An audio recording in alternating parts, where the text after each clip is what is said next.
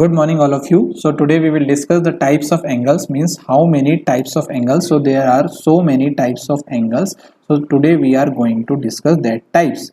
So first type is right angle. Right angle means the angle which are perfectly 90 degree, जो कि completely 90 degree के angle होते हैं उन्हें हम कहते हैं राइट एंगल।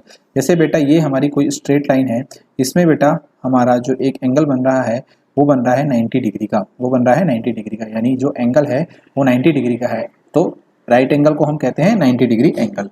नेक्स्ट है बेटा एक्यूट एंगल। नेक्स्ट एंगल का नाम है बेटा हमारे एक्यूट एंगल। एक्यूट एंगल का मतलब होता है the angle which are greater than 0 degree, which are greater than 0 degree but less than 90 degree. But कैसे होते हैं? 90 डिग्री से छोटे होते हैं।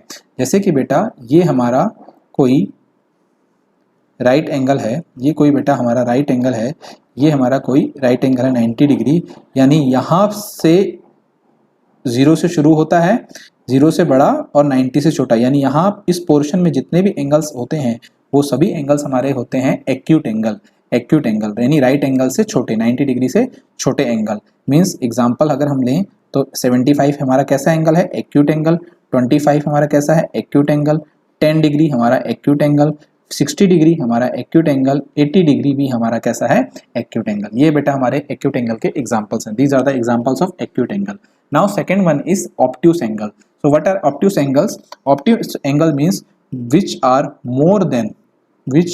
more than 90 degree but less than, लेकिन छोटे होते हैं 180 डिग्री से। लेकिन छोटे किससे होते हैं? 180 डिग्री से। जैसे कि बेटा ये हमारी एक स्ट्रेट लाइन है और ये हमारा एक 90 डिग्री का एंगल हम एज्यूम करते हैं कि हमारा ये 90 डिग्री का है एंगल और ये बेटा हमारा है 180 डिग्री, यानी यहाँ से लेकर यहाँ तक इतना जो पोर्शन है ये हमारा ऑब्ट्यूस एंगल का पोर्शन है, यानी 180 से छोटा, यानी हम लिख सकते हैं कि 90 से बड़ा, x हमारा कोई एंगल है 90 से बड़ा और 180 से छोटा। एग्जाम्पल बेटा एग्जाम्पल है 110 यानी 110 degree, 120 degree, 135 degree, 150 degree, 160 degree, 175 degree. These all are called as obtuse angle. These all are called as obtuse angle.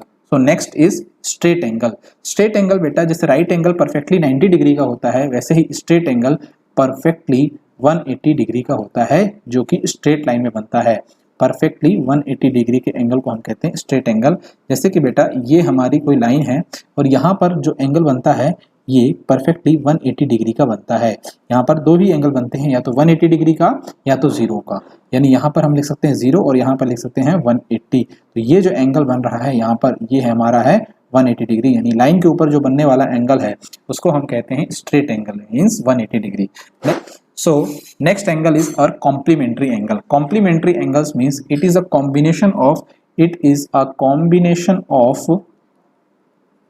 two angles. It is a combination of two angles whose sum is 90 degree, यानी उन दोनों का सम कैसा होगा? 90 degree. मान के चलते हैं x हमारा एक एंगल है और y एक एंगल है, इन दोनों का सम कितना होना चाहिए? 90 डिग्री।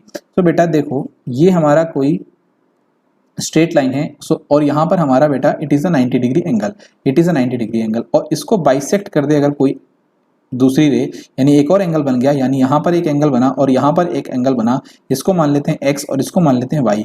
इन दोनों का जो सम होगा वो होगा 90 डिग्री के बराबर, यानी x plus y must be equal to 90 degree. x plus y must be 90 degree. Example के लिए मान लेते हैं हमारा x जो है 35 है, x जो है 35 है, तो y का कॉम्प्लीमेंट्री एंगल क्या होगा? y का कॉम्प्लीमेंट्री एंगल क्या होगा? तो हम क्या करेंगे बेटा 35 plus 90, sorry 35 plus y is equal to 90 degree. 30 plus 5 plus y is equal to 90 degree.